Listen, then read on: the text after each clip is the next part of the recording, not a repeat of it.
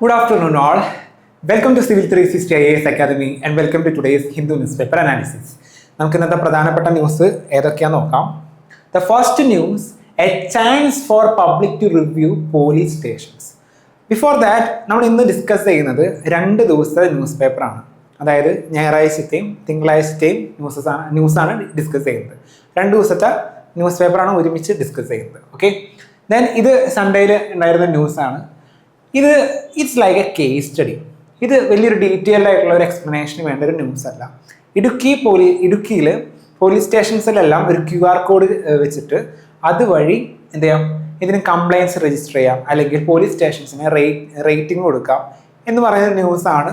നമുക്ക് ഡീറ്റെയിൽ ആയിട്ട് നോക്കാം. Then second news is the 1/4 of India's rainfall evaporates mid air says new study.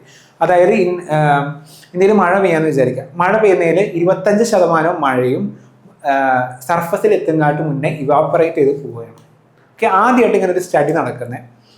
Then deadly bird virus PABV4 identified for first time in India. അതായത് പാരറ്റിൻ്റെ ഇടയിൽ വരുന്ന ഒരു virus ആണ്, ഒരു ഡെഡ്ലി ആയിട്ടുള്ള ഒരു ഡിസീസ് ക്രിയേറ്റ് ചെയ്യും. ആ ഒരു വൈറസ് ഇന്ത്യയിൽ ആദ്യമായിട്ട് റിപ്പോർട്ട് ചെയ്തു. Then 5 crore Indians wait when the courts take a break. We know that ഇപ്പോൾ ഏകദേശം ഈ ഒരു ടൈമിൽ സുപ്രീം കോടതിയൊക്കെ എന്താ ലീവാണ്.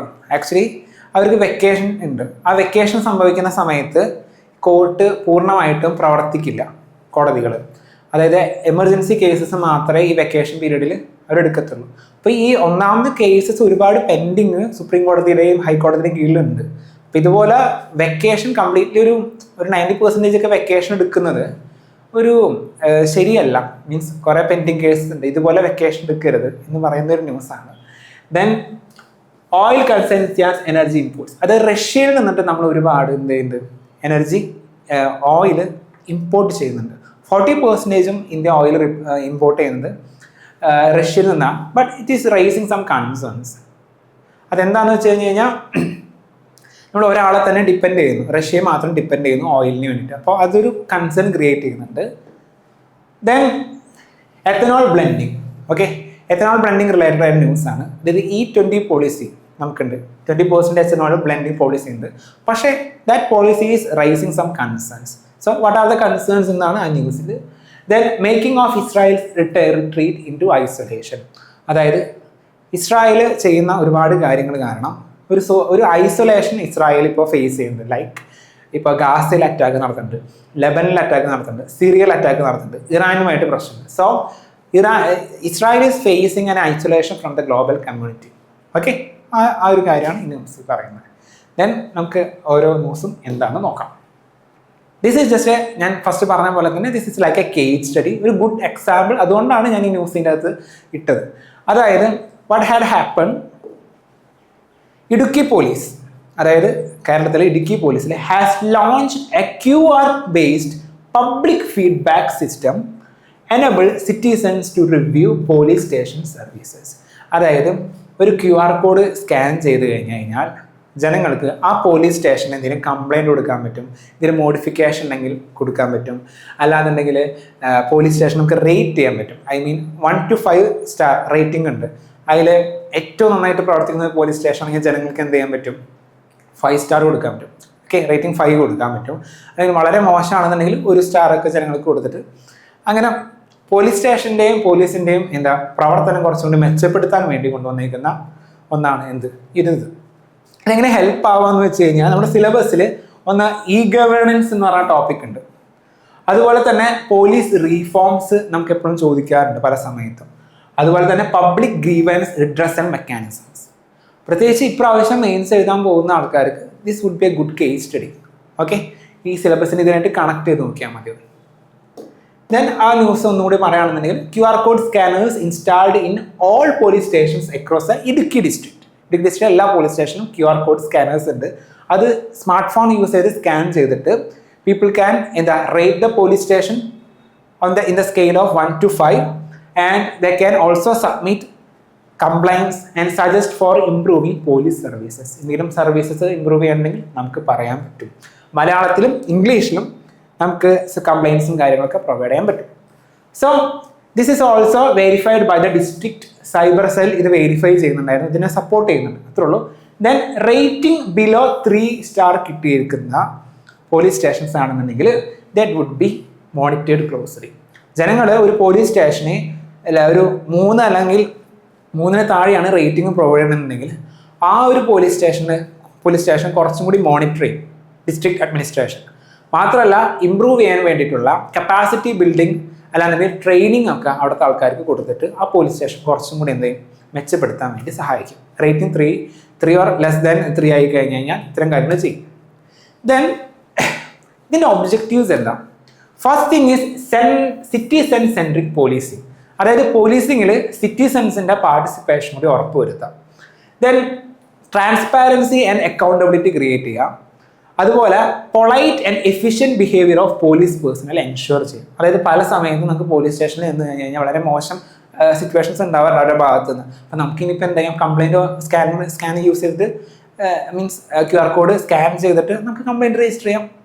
So that would ensure the polite and efficient behavior of police personnel, and it will also strengthen the public trust in policing. പോലീസിലുള്ള നമ്മുടെ public ട്രസ്റ്റും കൂട്ടാൻ സഹായിക്കും. ദെൻ ഇത് ടാർഗറ്റ് എന്താണെന്ന് വെച്ച് കഴിഞ്ഞാൽ every police station in the district aims to achieve 5 star rate. ഈ ഒരു പ്രോഗ്രാമിൻ്റെ എന്താ പറയുക ടാർഗറ്റ് എന്ന് പറയുന്നത് എല്ലാ പോലീസ് സ്റ്റേഷനും ഇടുക്കിയിലെ ഇതുപോലെ 5 സ്റ്റാർ അച്ചീവ് ചെയ്യണം.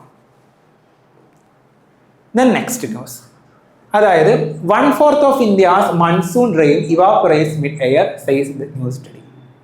ഇതും ഇപ്രാവശ്യം എയിംസ് ചെയ്താൽ പോകുന്ന ആൾക്കാർക്ക് it would be a good value addition. Okay, നമ്മൾ ക്ലൈമറ്റ് റിലേറ്റഡ് ആയിട്ട് അല്ലെങ്കിൽ സൗത്ത് വെസ്റ്റ് മൺസൂൺ റിലേറ്റഡ് ആയിട്ട് അല്ലെങ്കിൽ നമുക്ക് ഡ്രോട്ട് റിലേറ്റഡ് ആയിട്ടോ അല്ലെങ്കിൽ എന്തെങ്കിലും വാട്ടർ സ്കാർസിറ്റി റിലേറ്റഡ് ആയിട്ടോ ഇന്ത്യയിലൊക്കെ നമുക്ക് ക്വസ്റ്റ്യൻ ചോദിക്കുകയാണെങ്കിൽ ഈ ഒരു സംഭവം എഴുതാൻ പറ്റും, ഈ ഒരു ഡാറ്റ.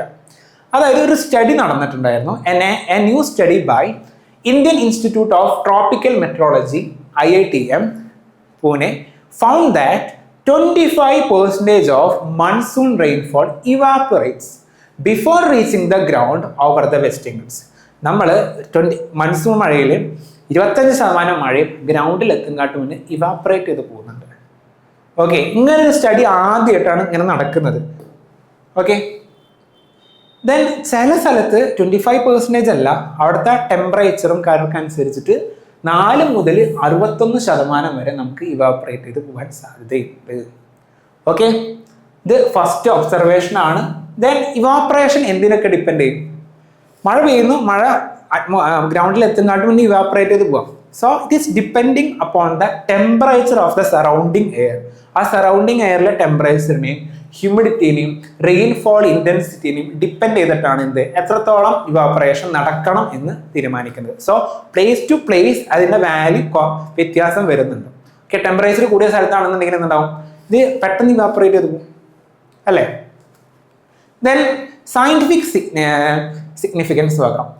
അതായത് falling rain drops absorbs heat from the surrounding air while evaporating. അതായത് വൈൽ ഇവാപ്പറേറ്റിംഗ് ദാറ്റ് മീൻസ് നമ്മൾ റെയിൻഫോൾ ഉണ്ടാകുമ്പോൾ അത് ഇവാപ്പറേറ്റ് ചെയ്യുന്നു. ഇവാപ്പറേറ്റ് ചെയ്യുമ്പോൾ എന്തുണ്ടാകുന്നു, ചുറ്റുമുള്ള ടെമ്പറേച്ചർ യൂസ് ചെയ്താണ് ഇവാപ്പറേറ്റ് ചെയ്യുന്നത്. അപ്പോൾ ഇവാപ്പറേറ്റ് ചെയ്ത് കഴിഞ്ഞാൽ എന്ത് സംഭവിക്കും ആ ഭാഗത്ത് that would lead to cooling of the lower atmosphere. Okay, it would lead to the cooling of the lower atmosphere, formation of downdraft. Downdraft എന്ന് പറഞ്ഞു കഴിഞ്ഞാൽ അറ്റ്മോസ്ഫിയർ ഈ പറഞ്ഞ പോലെ തണുത്ത് കഴിഞ്ഞ് കഴിഞ്ഞാൽ that air would sink. ഓക്കെ, എയർ വുഡ് സിങ്ക്, താഴോട്ട് വരും. അങ്ങനെ ആകുമ്പോൾ എന്തുണ്ടാകുന്ന വെച്ച് കഴിഞ്ഞാൽ താഴെയുള്ള പ്രദേശങ്ങളിൽ നിന്നുണ്ടാകും ടെമ്പറേച്ചർ കുറയ്ക്കും. Okay, changing the cloud convection and rainfall pattern. നമ്മുടെ ക്ലൗഡിൻ്റെ ഫോർമേഷൻ, റെയിൻഫോൾ പാറ്റേൺ, ഇതിനെയെല്ലാം ഇത് ബാധിക്കും. സോ ആദ്യമായിട്ട് ഇങ്ങനെ സ്റ്റഡി നടക്കുന്നത്. അപ്പോൾ ഇങ്ങനെ സ്റ്റഡി നടക്കുന്നതുകൊണ്ട് ഇതിൻ്റെ എഫക്റ്റുകൾ മനസ്സിലായില്ലേ. അപ്പോൾ ഇനി മുതൽ ഇത്തരം കാര്യങ്ങളൊക്കെ നമുക്ക് എന്ത് ചെയ്യാം, ഫോർകാസ്റ്റ് ചെയ്യാൻ പറ്റും. ഒരു IMD ഒരു കാര്യം ചെയ്യാൻ പോകുമെന്ന് വിചാരിക്കുക, ലൈക്ക് IMD വെതർ ഫോർകാസ്റ്റിംഗ് നടത്താമെന്ന് വിചാരിക്കുക, മൺസൂൺ പ്രഡിക്ഷൻ നടത്താമെന്ന് വിചാരിക്കുക, ക്ലൈമറ്റ് മോഡൽസ് ഒക്കെ ഉണ്ടാക്കാമെന്ന് വിചാരിക്കുക. IMD അല്ലാന്നുണ്ടെങ്കിൽ ഏതൊരു ഓർഗനൈസേഷൻ. അപ്പം ഈ ഒരു ഡാറ്റ ഇപ്പം നമ്മുടെ കയ്യിലുള്ളതുകൊണ്ട് തന്നെ that would help us. Then it also help us to better understand of rainfall distribution, then extreme rainfall events, climate change impacts the Indian monsoon. ഇത്തരം കാര്യങ്ങൾ പഠിക്കാൻ കൂടി ഉണ്ടാകും ഈ ഒരു സ്റ്റഡി നമുക്ക് ഹെൽപ്പ് ആവും. Okay, that's all. Then next news, deadly bird virus PABV4 identified for the first time in India. ഇന്ത്യയിൽ ആദ്യമായിട്ട് ഈ ഒരു വൈറസ് ഡിറ്റക്ട് ചെയ്തേക്കാം. Scientists has identified and genetically characterized parrot bona virus 4. അതാണ് PABV4, parrot bona virus in India for the first time. Okay, ഇത് ആസാമിലാണ് നടന്നിരിക്കുന്നത്. Study was conducted in the researchers from Assam veterinary and fishery university and published scientific reports. Then നമുക്ക് എന്താണ് ഈ വൈറസും കാര്യങ്ങളൊക്കെ ആദ്യം നോക്കിയിട്ട് നമുക്ക് മുന്നോട്ട് പോകാം. അതായത് ഇത് ആക്ച്വലി ഉണ്ടാകുന്നത് പാരറ്റിലാണ്, അല്ലെങ്കിൽ പാരറ്റിൻ്റെ ആ ഒരു കാറ്റഗറി ഓഫ് സ്പീഷീസിൽ പെടുന്നതിലാണ്, അതായത് പക്ഷികളിൽ. It is an avian Bona virus. Avian Bona virus എന്ന് പറഞ്ഞാൽ it's kind of RNA virus. Okay, നമുക്ക് പല ടൈപ്പ് വൈറസ് ഉണ്ട്, അതിൽ ഒരു RNA വൈറസ് ആണ് എന്ത് ഏവിയൻ ബോണ വൈറസ് എന്ന് പറയുന്നത്. അപ്പോൾ ഈ PBI4, ഓക്കെ, അതായത് പാരറ്റ് ബോണ വൈറസ് എന്ന് പറയുന്നത് ഒരു RNA വൈറസ് ആണ്. ആ വൈറസ് ക്രിയേറ്റ് ചെയ്യുന്ന അസുഖത്തിൻ്റെ പേരാണ് എന്ത്, ഡിസീസിൻ്റെ പേരാണ് proventricular dilatation disease, PDD. Proventricular dilatation disease, PDD എന്ന് പറയുന്നത്. It's a severe disease. പാരറ്റിലൊക്കെ വന്നു കഴിഞ്ഞ് കഴിഞ്ഞാൽ that would affect the digestive system, nervous system. Okay, അങ്ങനെ പെട്ടെന്ന് റാപ്പിഡ് ഡെത്ത് വരെ പക്ഷികളിൽ ഉണ്ടാവാൻ ചാൻസ് ഉണ്ട്, പ്രത്യേകിച്ച് പാരലൈസ് സ്പീഷീസ്. ഓക്കെ, ദെൻ ഇതിൻ്റെ കുറച്ച് ഡാറ്റ കൊടുത്തിട്ടുണ്ട്. ഏകദേശം 83 ബേർഡ്സിന് 13 species across Assam, Karnataka, west Bengal, ഇവിടെ നിന്നൊക്കെ കുറച്ച് സ്പീഷീസ് ഓഫ് ബേർഡ്സ് എടുത്തിട്ട് ചെക്ക് ചെയ്ത് നോക്കിയപ്പോൾ അത് കുറേ എണ്ണം പോസിറ്റീവാണ്. പിന്നെ അത് മാത്രമല്ല, ഈ ഡാറ്റ ജസ്റ്റ് ഒന്ന് വായിച്ചാൽ മതി. ഒരു കാര്യം ശ്രദ്ധിക്കേണ്ടതെന്ന് വെച്ച് കഴിഞ്ഞാൽ ചില ജീവികളിൽ ഈ വൈറസ് ബാധിച്ചിട്ടും അത് സിംറ്റംസ് കാണിക്കുന്നില്ല. So this disease is becoming asymptomatic in spread. Asymptomatic spread, അതായത് നമുക്കൊരു പനി വന്നിട്ടുണ്ടെങ്കിൽ പനിയുടെ സിംറ്റംസ് ഉണ്ടെങ്കിലാണ് മറ്റൊരാൾക്ക് ഓക്കെ നമ്മുടെ അവിടെ നിന്ന് പനി കിട്ടാൻ ചാൻസ് ഉണ്ടെന്ന് നമുക്ക് മനസ്സിലാവും. അപ്പോൾ നമ്മൾ എന്ത് ചെയ്യും, കുറച്ച് ഒതുങ്ങി നടക്കും, മീൻസ് അവർക്ക് പനി വരണ്ടെന്ന് വെച്ചിട്ട്. ദെൻ ചില ബേർഡ്സ് അസിംറ്റോമാറ്റിക് എന്ന് പറഞ്ഞു കഴിഞ്ഞാൽ നമുക്ക് അസുഖം ഉണ്ടെന്നുണ്ടെങ്കിലും കാണുന്നില്ല, അതിൻ്റെ സിംറ്റംസ് ഇല്ല, പക്ഷെ നമ്മളത് സ്പ്രെഡ് ചെയ്യുന്നുണ്ട്. അപ്പം ഇങ്ങനൊരു സിറ്റുവേഷൻ ബേർഡ്സിൻ്റെ ഇടയിൽ വരുന്നുണ്ട്. ഓക്കെ, ദെൻ ഇത് കുറച്ചും കൂടി ഡാറ്റാസ് കൊടുത്തിട്ടുണ്ട്. ഇത് എങ്ങനെ കുറച്ചും കൂടി റിസ്ക് ആക്കാമെന്ന് വെച്ചാൽ ഇറ്റ് വുഡ് എഫക്ട് നമ്മുടെ ഈ പെറ്റ് ബേർഡ്സ് ഉണ്ടാവില്ലേ, പെറ്റായിട്ട് വളർത്തുന്നതിനും പിന്നെ ക്യാപ്റ്റീവ് ബ്രീഡിങ് പ്രോഗ്രാംസിനെ എഫക്ട് ചെയ്യുന്നുണ്ട്. കുറേ ബേർഡ്സിന് നമ്മൾ ക്യാപ്റ്റീവ് മീൻസ് കൂട്ടിലിട്ട് ബ്രീഡിങ് പ്രോഗ്രാംസ് ഒക്കെ നടത്താറുണ്ട്. അതിന് വൈറസ് ബാധിക്കാൻ സാധ്യതയുണ്ട്, കാരണം അസിംറ്റോമാറ്റിക് ആവുന്നുണ്ട്, സിംറ്റംസ് അസിംറ്റോമാറ്റിക് ആകുന്നുണ്ട് ഈ disease. Then conservation of threatened parrot species. പല ഭീഷണി വരുന്ന പാരറ്റ് സ്പീഷീസും ഇത് ഈ വൈറസ് ത്രെട്ടൺ ആകുന്നുണ്ട്. ഓക്കെ, ഇത് ഓൾറെഡി മറ്റ് രാജ്യങ്ങൾ like Canada, Israel, Japan, south Korea, United States ഇവിടെയൊക്കെ ഓൾറെഡി ഈ ഒരു ഡിസീസ് കൺഫേം ചെയ്തിട്ടുണ്ടായിരുന്നു, ഈ വൈറസിൻ്റെ പ്രസൻസ്. ഓക്കെ, ഒരു പ്രിലിംസ് പോയിന്റ് ഓഫ് വ്യൂ പഠിച്ചാൽ മതി ഇത് pet Bona virus 4. Okay, then next news, 5 crore Indians face when the courts take a break. അതായത് കോടതി വി ഹാവ് സം ബ്രേക്സ്, അതായത് കോർട്ട് ജുഡീഷ്യറി കുറച്ച് ബ്രേക്ക് എടുക്കും. അതായത് summer break, winter break, festival break എന്നൊക്കെ പറയും. അത് ഈ സമയത്ത് കോടതി പൂർണ്ണമായിട്ടും പ്രവർത്തിക്കില്ല. സമ്മർ ബ്രേക്ക് എന്നൊക്കെ പറഞ്ഞു കഴിഞ്ഞാൽ ഒരു 6-7 മാസം സുപ്രീം കോടതി പൂർണ്ണമായിട്ടും പ്രവർത്തിക്കില്ല. വിൻ്റർ ബ്രേക്ക് എന്ന് പറയുകയാണെങ്കിൽ 2 to 3 അല്ലെങ്കിൽ 1 to 2 വീക്സ് ഒക്കെ ഒന്നും പ്രവർത്തിക്കില്ല. അതായത് സാധാരണ പോലെ ഹിയറിങ്ങും കാര്യങ്ങളൊന്നും ഉണ്ടാവില്ല. പിന്നെ ഫെസ്റ്റിവൽസ് ഉണ്ടാവും, ലൈക്ക് ദിവാലി ഒക്കെ വന്നു കഴിഞ്ഞാലും ദസറ വന്നു കഴിഞ്ഞാലും അങ്ങനെയൊക്കെ വന്നു കഴിഞ്ഞാലും കോടതി പൂർണ്ണമായിട്ടും പ്രവർത്തിക്കില്ല. അപ്പോൾ this is rising some concerns. കോടതി ഇങ്ങനെ ബ്രേക്ക് എടുക്കാൻ തുടങ്ങിക്കഴിഞ്ഞാൽ, അതായത് വെക്കേഷനോട്ട് പോയി കഴിഞ്ഞാൽ already we have so much pending cases. ഇതെല്ലാം പിന്നെ എപ്പോൾ നമ്മൾ പെൻഡിങ് കേസസ് ഒക്കെ കേസ് കൺവിക്ഷനും കാര്യങ്ങളൊക്കെ എപ്പോൾ നടക്കും അല്ലേ? അപ്പോൾ അതിനെക്കുറിച്ചാണ് ന്യൂസ്. ഇപ്പോൾ okay, the issue of judicial vacation has become under debate due to the huge backlog of pending cases and concerns over access to timely justice. ഇപ്പോൾ നിലവിൽ ഡിസംബർ 2025 വരെ ഡാറ്റ നോക്കുകയാണെങ്കിൽ ഏകദേശം 5.39 crore കേസസ് ആണ് ജുഡീഷ്യറിയിൽ പെൻഡിങ്. ഓക്കെ, 5.39 കോടി കേസുകളാണ് ഇപ്പോൾ already pending വന്നത്. അതായത് ആ പെൻഡിങ് എന്ന് പറഞ്ഞാൽ അതിന് വിധി വന്നിട്ടില്ല ഇതുവരെ, പെൻഡിങ് ആയിട്ട് നിൽക്കാം. അതിൽ തന്നെ ഹൈക്കോടതിയിലാണെങ്കിലും സുപ്രീം കോടതിയിലാണെന്നുണ്ടെങ്കിലും അത്യാവശ്യം നല്ല രീതിയിൽ തന്നെ കേസ് പെൻഡിങ് ഉണ്ട്. സോ ഇങ്ങനെ സുപ്രീം കോടതി സമ്മർ വിന്റർ വെക്കേഷൻസ് ഒക്കെ ഒബ്സർവ് ചെയ്യുന്നു. ഇത്രത്തോളം പെൻഡിങ് കേസസ് ഉണ്ടാകുന്നു, ബുദ്ധിമുട്ടാകുന്നു. അപ്പോൾ ഇവർ വെക്കേഷൻ എടുക്കുക എന്ന് പറയുമ്പോൾ കംപ്ലീറ്റ് വെക്കേഷൻ പൊതുവെ എടുക്കില്ല. വെക്കേഷൻ ബെഞ്ചസ് ക്രിയേറ്റ് ചെയ്യാറുണ്ട്. അതായത് ഇപ്പോൾ ഒരു 6-7 മാസം സുപ്രീം കോടതി പ്രവർത്തിക്കുന്നില്ല പൂർണ്ണമായിട്ട്. അപ്പോൾ ഇങ്ങനെ വെക്കേഷൻ ബെഞ്ചസ് ക്രിയേറ്റ് ചെയ്യും. അതായത് ഇമ്മീഡിയറ്റ് ആയിട്ടുള്ള അല്ലെങ്കിൽ പബ്ലിക്കലി ഇമ്പോർട്ടൻ്റ് ആയിട്ടുള്ള എന്തെങ്കിലും കാര്യങ്ങളൊക്കെ ഈ വെക്കേഷൻ ബെഞ്ചിൽ ഡീൽ ചെയ്യും. പക്ഷെ ജനറൽ ആയിട്ടുള്ള കേസുകളൊന്നും ഈ വെക്കേഷൻ ബെഞ്ച് ഡീൽ ചെയ്യത്തില്ല.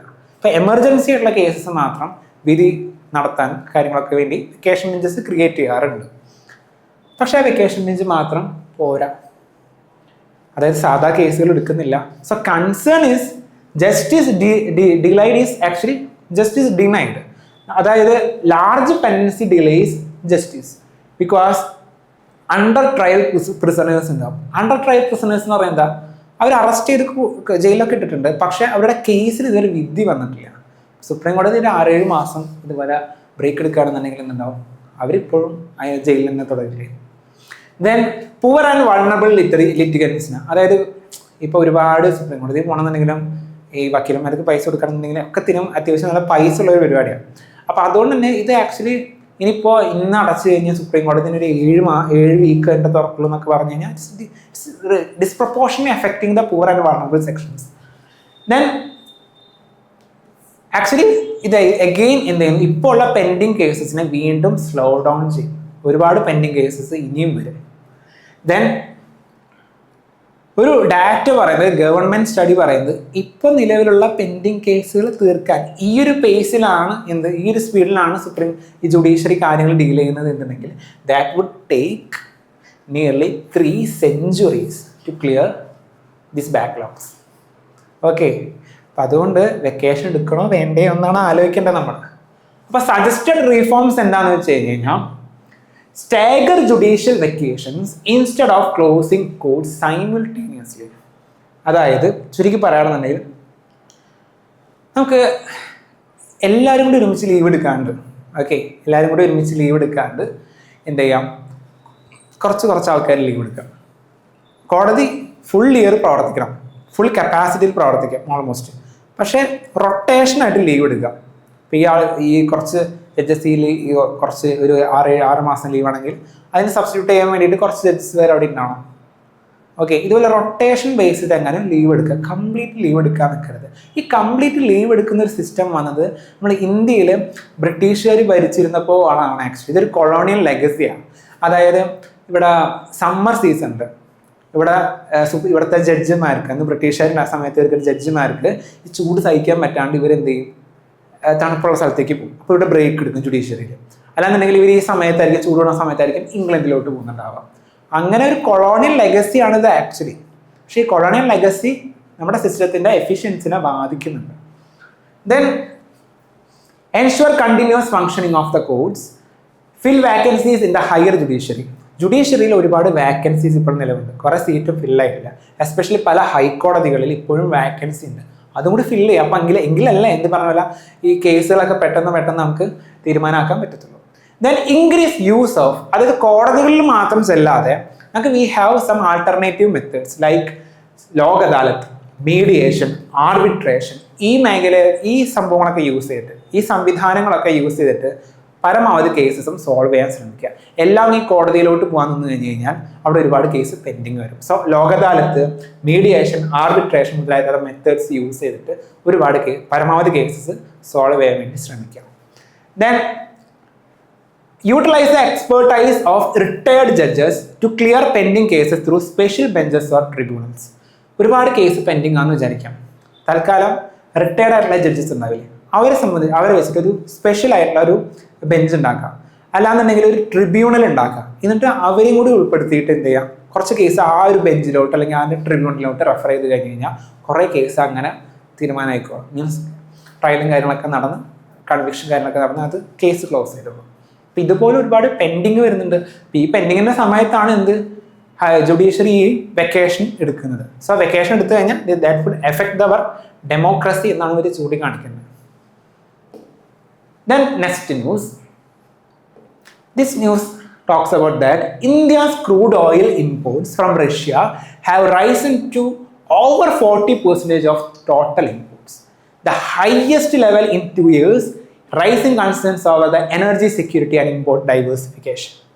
അതായത് ഇന്ത്യയിൽ ക്രൂഡ് ഓയിൽ ഇമ്പോർട്ട് ചെയ്യുന്നതിൽ 40% is from Russia. So it's affecting, it is also raising some concerns. What? അതായത് നമ്മൾ ഒരാളെയാണ് കൂടുതലായിട്ടും ഡിപ്പെൻഡ് ചെയ്യുന്നത് ഓയിൽ ഇമ്പോർട്ട് ചെയ്യാനായിട്ട്. എന്തെങ്കിലും ഈ വ്യക്തി നമ്മുടെ എതിരെ, എന്തെങ്കിലും ഈ രാജ്യം നമ്മുടെ എതിരെ നിന്നാലോ, നമ്മൾ അത്ര ഒരു സിംഗിൾ ആയിട്ടുള്ള ഒരാളിൽ അത്രയും ഡിപ്പെൻഡ് ചെയ്യുമ്പോൾ അവരെതിരെ നിന്ന് കഴിഞ്ഞാൽ അവിടുന്ന് ഓയിൽ കിട്ടത്തില്ല. സോ നമ്മുടെ സെക്യൂരിറ്റിനെ അത് പിന്നീട് ബാധിക്കാൻ ചാൻസ് ഉണ്ട്. അത് മാത്രമല്ല മറ്റു പല കാര്യങ്ങളുണ്ട്. റഷ്യനെ ഡിപ്പെൻഡ് ചെയ്യുന്നതുകൊണ്ട് വേറെ പല കാര്യങ്ങളുണ്ട്. ഡീറ്റെയിൽ ആയിട്ട് നോക്കാം. So it's affecting our energy security and we need import diversification. നമ്മൾ ഒരു രാജ്യത്തു നിന്ന് മാത്രമല്ല പല രാജ്യങ്ങളിൽ നിന്നും നമ്മൾ ഇമ്പോർട്ട് ചെയ്യേണ്ട ആവശ്യകതയുണ്ട്. ഡീറ്റെയിൽ ആയിട്ട് നോക്കുകയാണെന്നുണ്ടെങ്കിൽ ആക്ച്വലി റഷ്യ ഇപ്പോഴത്തെ നിലവിൽ ഇമ്പോർട്ട് എന്ന് പറയുന്നത്, ഇന്ത്യ റഷ്യയിൽ നിന്ന് ഇമ്പോർട്ട് ചെയ്യുന്നത് പ്രീ സാങ്ഷൻ ലെവലിലോട്ട് വന്നിട്ടുണ്ടെന്ന് പറയുന്നത്. അതായത് റഷ്യ എന്നാണോ യുക്രൈനെ അറ്റാക്ക് ചെയ്തേക്കുന്നത്, യുക്രൈൻ അറ്റാക്ക് ചെയ്ത സമയം തൊട്ട് പല യൂറോപ്യൻ രാജ്യങ്ങളാണെങ്കിലും കുറേ രാജ്യങ്ങൾ, ഡെവലപ്ഡ് കൺട്രീസ് എല്ലാം റഷ്യക്കെതിരെ സാങ്ഷൻ വെച്ചിട്ടുണ്ടായിരുന്നു. അത് റഷ്യയിൽ നിന്ന് ഞങ്ങൾ ഇനി ഇമ്പോർട്ട് ചെയ്യത്തില്ല, റഷ്യക്കെതിരെ പല രീതിയിൽ റെസ്ട്രിക്ഷൻസ് വെച്ചിട്ടുണ്ടായിരുന്നു. അവരുടെ ഓയിൽ ഞങ്ങൾ ഇനി വാങ്ങില്ല, അല്ലെങ്കിൽ ഓയിൽ വാങ്ങുന്നത് ഞങ്ങൾ കുറയ്ക്കും. അപ്പം റഷ്യ അങ്ങനെ ഒരു ഡയറക്റ്റ് അറ്റാക്ക് അല്ലെങ്കിൽ ഇൻഡയറക്റ്റ് അറ്റാക്ക് ചെയ്യുന്നുണ്ടായിരുന്നു പല ഡിപ്ലോമാറ്റിക് ആൻഡ് എക്കണോമിക് മെഷേഴ്സ് വെച്ചിട്ട്. സോ ഇപ്പോൾ നമ്മൾ പണ്ട് എങ്ങനെയായിരുന്നു അതുപോലെ ആ ഒരു ലെവലിലോട്ട് നമ്മുടെ ഇമ്പോർട്ടിങ് കാര്യങ്ങളൊക്കെ വന്നിട്ടുണ്ട്. Then what is the major concern? Russian ഇങ്ങനെ ഒരുപാട് ഡിപ്പെൻഡ് ചെയ്യുമ്പോൾ the first concern is over dependence on single supplier. ഒരു സപ്ലയറിൽ തന്നെ നമ്മൾ ഓവർ ഡിപ്പെൻഡ് ചെയ്യുന്നു. Then risk of secondary sanctions affecting trade and financial chance. Secondary sanction എന്താണെന്ന് വെച്ച് കഴിഞ്ഞാൽ റഷ്യക്കെതിരെ ഞാൻ പറഞ്ഞില്ലേ യുക്രൈൻ അറ്റാക്ക് ചെയ്തപ്പോൾ പല രാജ്യങ്ങളും സാങ്ഷൻസ് കൊണ്ടുവന്നിട്ടുണ്ട്. അപ്പോൾ ആ സാങ്ഷൻ കിട്ടി, അതായത് റഷ്യക്കെതിരെ ഒരുപാട് സാങ്ഷൻസ് വെച്ചിട്ടുണ്ട്. അവിടെയാണ് ഇന്ത്യ പോയിട്ട് എന്ത് ചെയ്യുന്നു, ഓയിൽ വാങ്ങുന്നത്. അപ്പം ഇന്ത്യക്കും ഒരു കൈൻഡ് ഓഫ് റെസ്ട്രിക്ഷൻസ് മറ്റ് രാജ്യങ്ങൾ വയ്ക്കാൻ സാധ്യതയുണ്ട്.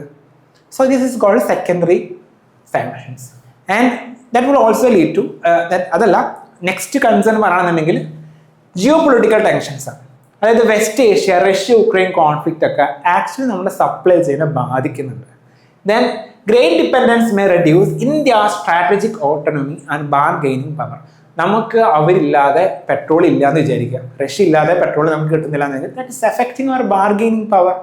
Okay, so these are the major concerns. Over dependence on single supplier, then secondary സാങ്ഷൻസിന് സാധ്യതയുണ്ട്, geo political tensions already supply ചെയിനെ ബാധിക്കുന്നുണ്ട്, then strategic autonomy and bargaining പവറിനെയും ഇത് ബാധിക്കുന്നുണ്ട്. Then suggested measures. The first thing is diversify the sources of എന്ത് oil. നമ്മൾ ഒരു രാജ്യത്തിൽ തന്നെ ഡിപ്പെൻഡ് ചെയ്യുന്നുണ്ട് പല രാജ്യങ്ങളിൽ നിന്ന്. അതായത് ഇപ്പോൾ ലാറ്റിൻ അമേരിക്കൻ രാജ്യങ്ങളാകാം, US ആയിരിക്കാം, അല്ലാന്നുണ്ടെങ്കിൽ ആഫ്രിക്കൻ രാജ്യങ്ങളാകാം. ഇവിടെ നിന്നൊക്കെ നമ്മൾ ഓയിൽ കണ്ടെത്തുക, ഓയിൽ ഇമ്പോർട്ട് ചെയ്യാനുള്ള ഒരു മെത്തേഡ് കണ്ടെത്തുക. മീൻസ് ഓയിൽ ഇമ്പോർട്ട് ചെയ്യുക, ഒരു രാജ്യത്തെ മാത്രം ഡിപ്പെൻഡ് ചെയ്യരുത്. So we need to diversify the sources of oil. Then long term supply chain ഉറപ്പുവരുത്തുക, contract instead of spot market. അപ്പോൾ എന്താ ഈ സ്പോട്ട് മാർക്കറ്റ്? സ്പോട്ട് മാർക്കറ്റ് എന്താണെന്ന് വെച്ച് കഴിഞ്ഞ് കഴിഞ്ഞാൽ നമ്മൾ ഓയിൽ വാങ്ങാൻ വേണ്ടി ഇമ്മീഡിയറ്റ് ആയിട്ടുള്ള ഒരു ആവശ്യം വന്നു എന്ന് വിചാരിക്കാം. അപ്പം അങ്ങനെ 3 to 4 ഡേയ്സിനുള്ളിൽ നമുക്ക് ഓയിൽ വേണം. അപ്പം അതിനു വേണ്ടി നമ്മളൊരു കോൺട്രാക്ട് ഒക്കെ എടുക്കും, അല്ലെങ്കിൽ അതിനുവേണ്ടി അത്തരം കാര്യങ്ങൾ ഡീൽ ചെയ്യുന്ന മാർക്കറ്റാണ് സ്പോട്ട് മാർക്കറ്റ്. അതായത് ഇമ്മീഡിയറ്റ് ആയിട്ട് നമുക്ക് ഓയിലൊക്കെ വേണമെന്നുണ്ടെങ്കിൽ നമ്മൾ എടുക്കുന്ന ഒരു മാർക്കറ്റ് ഞാൻ പറയുന്നതാണ് സ്പോട്ട് മാർക്കറ്റ്. സ്പോട്ട് മാർക്കറ്റിന്റെ പ്രശ്നം എന്താണെന്ന് വെച്ച് കഴിഞ്ഞാൽ പൈസ ചിലപ്പോൾ ആ സമയം അവിടെ കൂടുതലായിരിക്കും. അവിടെ നിന്ന് ഓയിൽ ഇമ്പോർട്ട് ചെയ്യണമെങ്കിൽ സ്പോട്ട് മാർക്കറ്റിൽ നിന്ന് സ്പോട്ട് മാർക്കറ്റ് വഴി ഓയിൽ ഇമ്പോർട്ട് ചെയ്യുമ്പോൾ ഭയങ്കര പൈസ ആയിരിക്കും ചില സമയം. ഒന്നാമത് മാത്രമല്ല, ചിലപ്പോൾ ഓൾറെഡി വെസ്റ്റ് ഏഷ്യയിൽ നടക്കുന്ന പോലത്തെ ഒരുപാട് ക്രൈസിസ്, ഷോക്കുകളൊക്കെ നടക്കുന്ന സമയത്ത് നമ്മൾ ഇമ്മീഡിയറ്റ് ആയിട്ട് പോയി ചോദിക്കുമ്പോൾ അവർക്ക് ഓയിൽ തരാൻ ഉണ്ടാവില്ല. ഓക്കെ, നമ്മൾ ഓൾറെഡി 85% നമ്മൾ ക്രൂഡ് ഓയിൽ ഇമ്പോർട്ട് ചെയ്യാം. ഇന്ത്യയിലുള്ള യൂസ് ചെയ്യുന്ന ക്രൂഡ് ഓയിൽ 85% ഇന്ത്യ ഇമ്പോർട്ട് ചെയ്യുക. അപ്പോൾ ഈ ഒരു സിറ്റുവേഷനിൽ സ്പോട്ട് മാർക്കറ്റിനെ എപ്പോഴും ഡിപ്പെൻഡ് ചെയ്യുന്ന പണി കിട്ടും. അപ്പോൾ അതുകൊണ്ട് തന്നെ ലോങ് ടൈം കോൺട്രാക്ട്സ്, നമ്മളൊരു 5 വർഷത്തേക്കുള്ള ഒരു കോൺട്രാക്ട്, ഓക്കെ, നമ്മൾ 5 വർഷത്തേക്ക് ഞങ്ങളൊരു കോൺട്രാക്ട് എടുക്കുന്നുണ്ട്. അപ്പോൾ 5 വർഷത്തേക്ക് ഇതുപോലെ ഓയിൽ തരിക. സോ ഇതൊരു ലോങ് ടൈം കോൺട്രാക്റ്റാണ്. സോ അതുകൊണ്ട് തന്നെ പൈസയും കമ്പാരിറ്റീവ്ലി കുറവായിരിക്കും. സ്പോട്ട് മാർക്കറ്റിൻ്റെ അത്രയും ഈ ഫ്ലക്ച്വേഷൻസ് പൈസയിൽ വരത്തില്ല. ദെൻ സ്ട്രാറ്റജിക് പെട്രോളിയം റിസർവ്സ് കൂട്ടുക. ഇന്ത്യയിൽ സ്ട്രാറ്റജിക് പെട്രോളിയം റിസർവ് ഉണ്ട്. അതെന്താണെന്ന് വെച്ച് കഴിഞ്ഞാൽ നമ്മൾ ഇന്ത്യയുടെ കുറച്ച് ഭാഗങ്ങളിൽ, ഓക്കെ, ഇന്ത്യയിലെ അവിടെ ഇവിടെയൊക്കെ ആയിട്ട് നമ്മൾ കുറേ പെട്രോൾ അല്ലെങ്കിൽ മീൻസ് ക്രൂഡ് ഓയിൽ സൂക്ഷിച്ച് വെച്ചിട്ടുണ്ട്. അതിനെയാണ് സ്ട്രാറ്റജിക് പെട്രോളിയം റിസർവ്സ്. ഇഷ്ടംപോലെ ലിറ്റേഴ്സ്. ഓക്കെ, എന്തിനാന്ന് വെച്ച് കഴിഞ്ഞാൽ നമുക്ക് എന്തെങ്കിലും ഒരു വാർ ലൈക്ക് സിറ്റുവേഷൻ വന്നു വിചാരിക്കാം, അല്ലെങ്കിൽ ഒരു ജിയോ പൊളിറ്റിക്കൽ ക്രൈസിസ് വന്നു വിചാരിക്കാം, നമുക്ക് ഇമ്പോർട്ട് ചെയ്യാൻ പറ്റുന്നില്ല, ക്രൂഡ് ഓയിൽ ഇമ്പോർട്ട് ചെയ്യാൻ പറ്റാത്ത സമയത്ത് നമ്മുടെ ഇന്ത്യയിലെ പെട്രോളിൻ്റെ ആവശ്യങ്ങൾ റൺ ചെയ്യാൻ വേണ്ടിയിട്ട്, ക്രൂഡ് ഓയിലിൻ്റെ ആവശ്യങ്ങൾ റൺ ചെയ്യാൻ വേണ്ടിയിട്ട് നമ്മൾ ഓൾറെഡി കുറച്ച് സ്റ്റോർ ചെയ്ത് വെച്ചിട്ടുണ്ട്. അതിനെയാണ് എന്ത് പറയാം, സ്ട്രാറ്റജിക് പെട്രോളിയം റിസർവ്സ് എന്ന് പറയാം. ആ സ്ട്രാറ്റജിക് പെട്രോളിയം റിസർവ്സ് എക്സ്പാൻഡ് ചെയ്യും. Then maintain a balanced and resilient energy procurement strategy. Next, okay, അപ്പൊ ഇത്തരം മെത്തേഡ്സ് അല്ലെങ്കിൽ ഇത്തരം കാര്യങ്ങൾ നമ്മൾ ചെയ്തു കഴിഞ്ഞാൽ ഒരു പരിധി വരെ നമുക്ക് ഈ എനർജി സെക്യൂരിറ്റി നമുക്ക് ഉറപ്പുവരുത്താൻ പറ്റും. ദെൻ നെക്സ്റ്റ് ന്യൂസ്, നമുക്ക് E20 പോളിസി ഉണ്ട്. E20 policy is rising some concerns. അതായത് concerns have been raised over India's policy of promoting 20% ethanol blended petrol, particularly regarding consumer cost, resource efficiency and food security. ഇതൊരു possible question ആണ് ഇപ്രാവശ്യത്തെ മെയിൻസിന്. അതായത് നമുക്ക് ethanol blending policy ഉണ്ട്. ഇപ്പം 100% പണ്ട് നമ്മൾ 100% പെട്രോൾ കൊടുത്തിരുന്നു. അതിൽ ഇപ്പോൾ 20% എത്തനോൾ ബ്ലെൻഡ് ചെയ്യും, 80% ആയിരിക്കും പെട്രോൾ. ഈ ഒരു പോളിസിയാണ് എന്ത്, E20 policy, ethanol blending in petrol policy. പക്ഷേ ഈ പോളിസി നല്ലതാണ്. നമ്മൾ പെട്രോളിൻ്റെ അളവ് കുറയ്ക്കുമ്പോൾ എമിഷൻസ് ഒക്കെ കുറയും. ഓക്കെ, അപ്പോൾ നമുക്കൊരു എൻവയോൺമെന്റ് ബെനിഫിറ്റ്സ് ഒക്കെ ഉണ്ടാകും എന്ന് പറഞ്ഞിട്ടാണ് നമ്മൾ ഈ പോളിസി സ്റ്റാർട്ട് ചെയ്തത്. പക്ഷേ പോളിസി സ്റ്റാർട്ട് ചെയ്ത് കഴിഞ്ഞപ്പോഴാണ് it is rising some concerns. Okay, എന്തൊക്കെയാണ് കൺസേൺസ് നമുക്ക് നോക്കാം. E20 എന്നാണ് ഇവിടെ പറഞ്ഞിട്ടുണ്ട്. The first concern is E20 may cost more than pure petrol, especially when global crude oil prices are low. Actually E20 അതായത് ethanol blended പെട്രോളിന് ചില സമയം പൈസ കൂടുതലാണ് കമ്പാരിറ്റീവ്ലി പ്യുവർ പെട്രോളിനെക്കാട്ടും ചില സമയം പൈസ കൂടുതലാണ്. അതായത് ഇപ്പോൾ ലോകത്ത് ഇപ്പോൾ ജനറലി ഇപ്പോൾ 100 രൂപയാണ് ഒരു ലിറ്റർ പെട്രോൾ എന്നുണ്ടെങ്കിൽ ചിലപ്പോൾ എത്തനോൾ ബ്ലെൻഡഡ് പെട്രോളിന് ചിലപ്പോൾ 105 രൂപയായിരിക്കും. അപ്പം അങ്ങനെ കുറച്ച് കൺസേൺസ്, ഫസ്റ്റ് കൺസേൺസ് അതാണ്. ദെൻ ഈ എത്തനോൾ എവിടെ നിന്ന് ഉണ്ടാക്കുന്നത്? എത്തനോൾ ഇപ്പം മെയിനായിട്ട് നമ്മൾ ഫസ്റ്റ് ജനറേഷൻ എത്തനോളാണ് യൂസ് ചെയ്യുന്നത്. അത് എന്തൊക്കെയാണെന്ന് പറയാം. ഫസ്റ്റ് ജനറേഷൻ എത്തനോൾ എന്ന് പറഞ്ഞു കഴിഞ്ഞാൽ നമ്മൾ ഫുഡ് ക്രോപ്സിൽ നിന്നാണ് ഉണ്ടാക്കുന്നത്. ഫുഡ് കഴിക്കുന്ന ക്രോപ്സിൽ നമുക്ക് കഴിക്കാൻ പറ്റുന്ന സാധനങ്ങളെ ഷുഗർ കെയിൻ, പിന്നെ അങ്ങനെയുള്ള കുറച്ച് വീറ്റ്, അല്ലാന്നുണ്ടെങ്കിൽ കോൺ, ഇതിൽ നിന്നൊക്കെ ഉണ്ടാക്കുന്നത്. സോ മെയിനായിട്ട് ഇതിൽ തന്നെ ഷുഗർ കെയിനിൽ നിന്ന് ഉണ്ടാക്കുന്നത്. ഷുഗർ കെയിനിൽ നിന്നാണ് എത്തനോൾ മെയിനായിട്ട് ഉണ്ടാക്കുന്നത്. ഷുഗർ കെയിൻ എന്താ, it's a water intensive crop. Okay, ഒരുപാട് ഫെർട്ടിലൈസേഴ്സ് വേണ്ട ക്രോപ്പാണ്. ഒരുപാട് ഇത് ഗ്രോ ചെയ്യുന്നതാണെങ്കിലോ വാട്ടർ സ്ട്രെസ്ഡ് ആയുള്ള റീജിയനിലാണ്, in Maharashtra and Karnataka. So ഈ വാട്ടർ ഇൻറ്റൻസീവ് ആയുള്ള, ഫെർട്ടിലൈസർ ഇൻറ്റൻസീവ് ആയുള്ള അല്ലെങ്കിൽ വാട്ടർ സ്ട്രെസ്ഡ് റീജിയനിൽ ഗ്രോ ചെയ്യുന്ന ഈ ഷുഗർ കെയിനെ എടുത്തിട്ടാണ് നമ്മൾ എന്ത് ചെയ്യുന്നത്, എത്തനോൾ ബ്ലെൻഡിങ്ങിന് വേണ്ടി യൂസ് ചെയ്യുന്നത്. So it's rising some concerns. Okay, ഇത്രത്തോളം കുറേ വെള്ളമാണ് അവസാനം എത്തനോളായിട്ട് കൺവേർട്ട് ചെയ്യണമെന്ന് നമുക്ക് പറയാം അല്ലേ. Then the consumer may bear higher cost despite lower vehicle mileage. അതായത് ചില സമയത്ത് മൈലേജിനെ ബാധിക്കുന്നത് വണ്ടിയുടെ.